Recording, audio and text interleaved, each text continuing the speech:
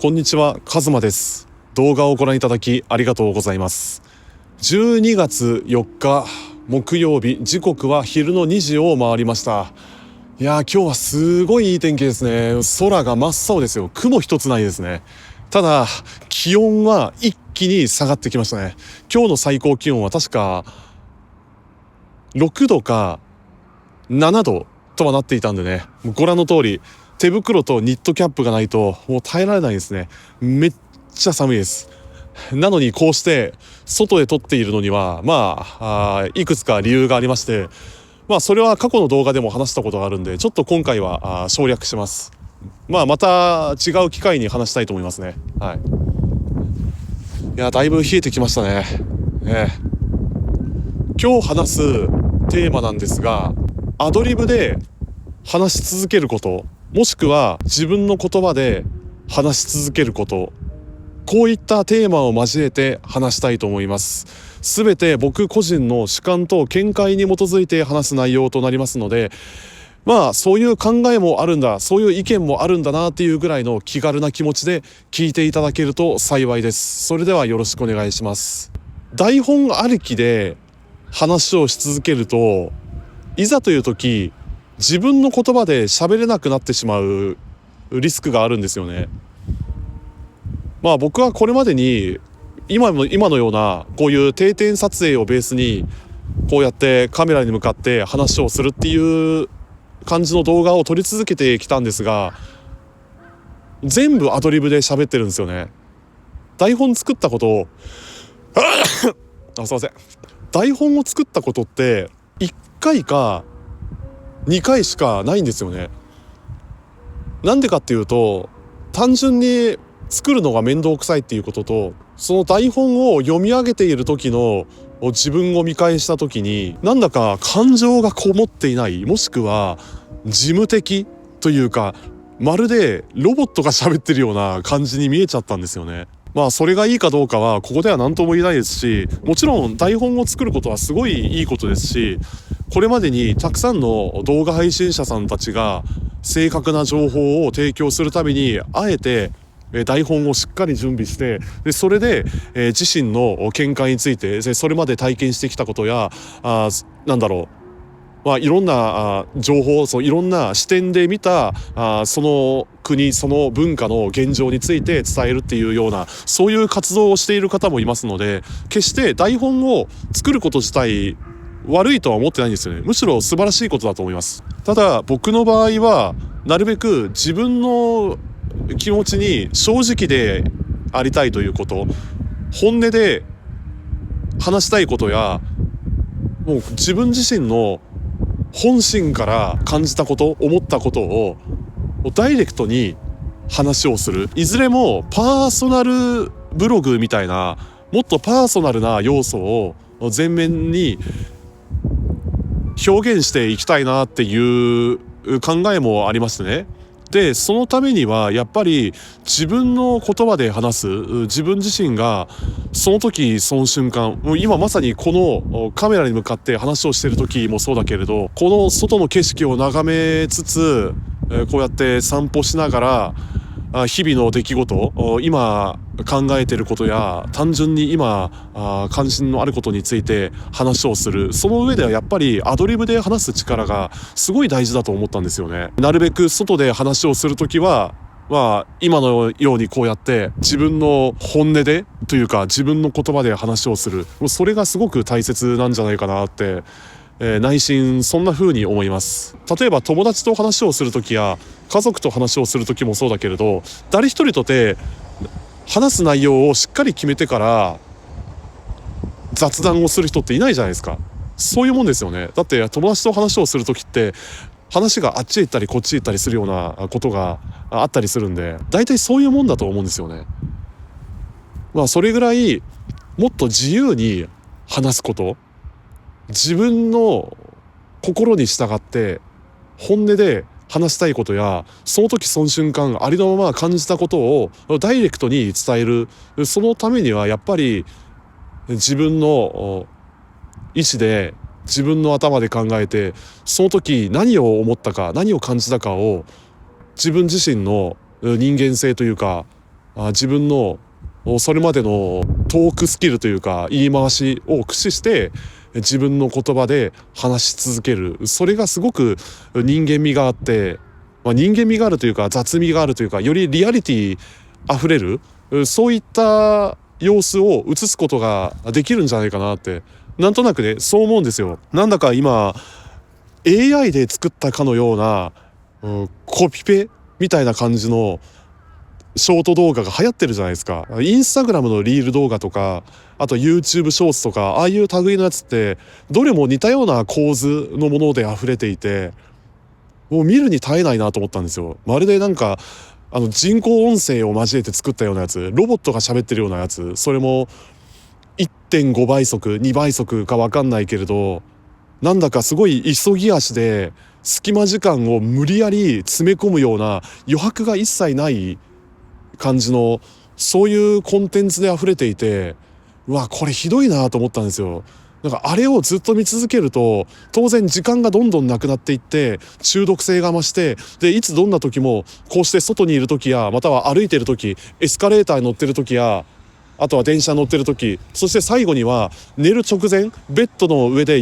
寝転がってこうして横になってる間もずっと見続けるような、そういうリスクが増してしまうんですよ。そういう感じの生活習慣を続けると当然デメリットがあるわけですよ。それはなんか睡眠障害というか、それが睡眠の質が悪くなったり、またはメンタル障害、メンタル疾患が増えてしまうっていうような、そういう危険性が十分にあるわけですよ。それについては、僕以外の方のブログを読んだ時にそういうことについて書かれてあるやつ、そういうことについて解説しているものがありましてね、いやめっちゃそれは感じた部分がありましたね。ちょっとごめんなさい、話を戻しますが、ちょっとね雑談形式で話をするともう話がねあっちへ行ったりこっちへ行ったり、なんか二転三転してしまうような現象があるんで、でもこれもやっぱり人間味があるというか、なんだろう、人間の持つ不完全さというか、ランダムに予測不可能なことが起きるような、それこそ話をし続ける上で自分自身がどんな感情を抱くのか、どんな思考が生まれるのか、いずれもそういうのってアドリブで話をし続ける上で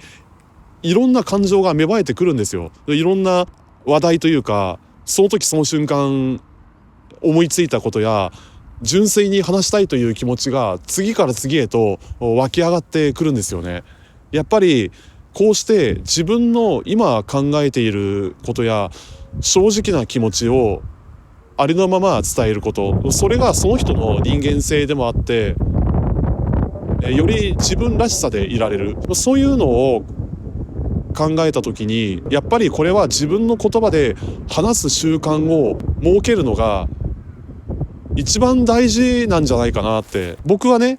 単純にそう思ったんですよ。これについて他の人がどんな風に考えるかわからないし、どんな風に感じるかは人それぞれですので一概には言えないんですけれども、ただ僕個人の意見としてはやっぱり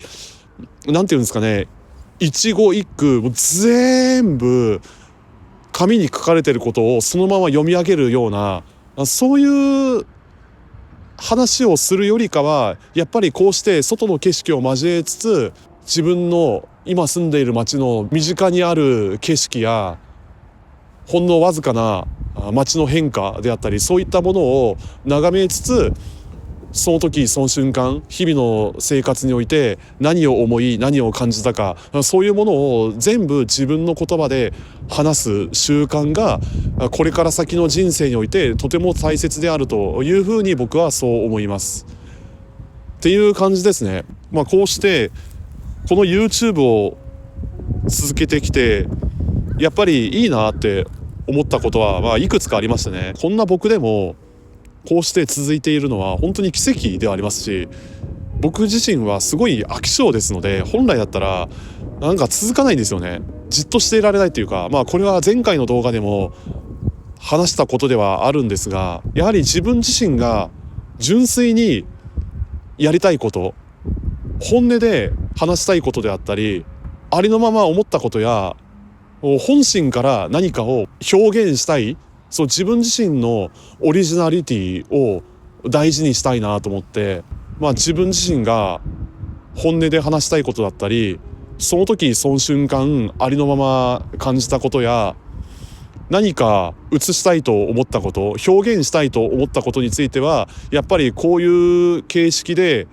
発信し続けるのがとても大切なんじゃないかなって思うんですよね。やっぱり話をすることによって気持ちの整理にもつながりますし、気持ちの整理というか思考の整理も含めて、やっぱりずっと溜め込んだままでいるよりかは、表に出すこと、アウトプットすることというか、今単純に考えていることを洗いざらい表に出すっていうこのサイクルというか、こういった行いはとても大切だと思うんですよね。別にこうやってカメラに向かって話をする以外に、それが家族と話をする時や友達と話をする、もしくは同僚と話をする、何でもいいけれど、やはり人は定期的に話をする習慣がないとメンタルがやられるんですよね。なんかメンタルがどんどん下がっていくというか、気持ちが塞ぎ込んでしまって、なんだか閉塞感の漂う、そういった日常生活を送ることになる、そういう危険性があるんですよね。今となっては、僕自身はこれまでに日本国内または海外を旅してきた経験がありますし、その過程において何が必要で何が自分にとって必要でないか、そういうものがいろいろ見えてきたわけですし、それもいろんな経験を通じていろんな体験を重ねてきて、その過程でミニマリズムと出会い、それ以降は物を減らすことや、または自分にとって不要なものを削ぎ落とし、本当に必要なものや、または自分自身のライフスタイルを見直すための手段として今もこうしてミニマリズムを取り入れる、そういった習慣は今もこうやって継続していますね。でその一環としてYouTube、 この動画を撮り続ける上でも、さっきも言ったように自分自身のもっとパーソナルな部分を前面に出していきたい。自分が今この瞬間この場所で生きていたっていう記録を残すこと、もしくは自分がその時その瞬間いいなと思ったものを共有したい。でそのための手段として YouTube を続けているわけなんですが、結果的にはやってよかったなというふうに思いますね。今は僕こうして日本で暮らしているわけなんですけれども、来年の3月か4月頃にはもしかしたらまた前みたいに大きいバックパックを背負ってどこか他の国へ旅をする時が来るかもしれません。候補としてはオーストラリアか、またはネパール、もしくは中央アジアとか、全然決めてはいないけれど、単純に今思いついたのはそのあたりですね。これについてはまた別の動画で話したいと思います。YouTube 以外にノートもやってますので、ノートは基本的に YouTube で話せないようなことをもう文章で、綴っていますので、もし気になる方がいましたら概要欄にリンクを貼っておきますので、ぜひそちらも覗いてみていただけると幸いです。というわけで今回の動画はこの辺で終わりにしたいと思います。最後まで見ていただきありがとうございます。今後ともよろしくお願いします。もし今回の動画がいいなと思いましたらグッドボタンとチャンネル登録をしていただけると嬉しいです。それでは次回お会いしましょう。ありがとうございました。さようなら。